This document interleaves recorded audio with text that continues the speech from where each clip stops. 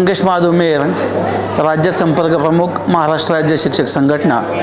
आज या ठिकाणी आपल्या लक्ष्मी सिनेमा पॅलेसमध्ये आपण जो काही या ठिकाणी धाप हा पिक्चर या ठिकाणी पाहिलेला आहे आणि या धाप चित्रपटाचे दिग्दर्शक आपल्या जुन्नर तालुक्यातील एक युवा कलाकार राहुल योगेश बबन गाडगे यांनी या चित्रपटाचं दिग्दर्शन केलेलं आहे आणि स्वतः या ठिकाणी अतिशय उत्कृष्ट अशी भूमिका या ठिकाणी बजावलेली आहे आणि ही भूमिका बजावत असताना त्या ठिकाणी त्यांनी स्वतः त्या ठिकाणी जे दिव्यांग असतात, विकलांग असतात, विशेष करून मुक्या ही भूमिका त्यांनी केलेली आहे आणि जगामध्ये समाजामध्ये या विकलांग दिव्यांग विशेषतः मुक्या लोकांना किती यातना सहन करायला लागतात या चित्रपटातून त्यांनी अतिशय चांगल्या प्रकारचं समाजाला दाखवलेलं आहे।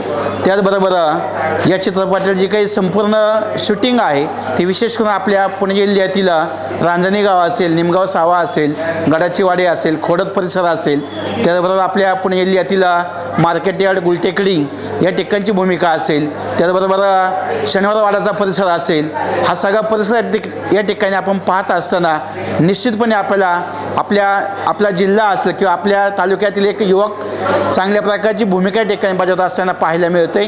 त्याचबरोबर या चित्रपटामध्ये मित्रप्रेम कसं असतं हे देखील या ठिकाणी आपल्याला पाहायला मिळालेलं आहे। त्याचबरोबर या देशामध्ये जी काही हिंद देश के निवासी सभी जन एक है, रंग रूप वेशभाषा चाहे अनेक है। त्याचबरोबर या देशामध्ये अनेक धर्माचे, अनेक जातीचे लोक गुण्यागोविंदाने माणसाने माणसाप्रमाणे कसं वागावं हे देखील या चित्रपटातून आपल्याला पाहायला मिळतंय।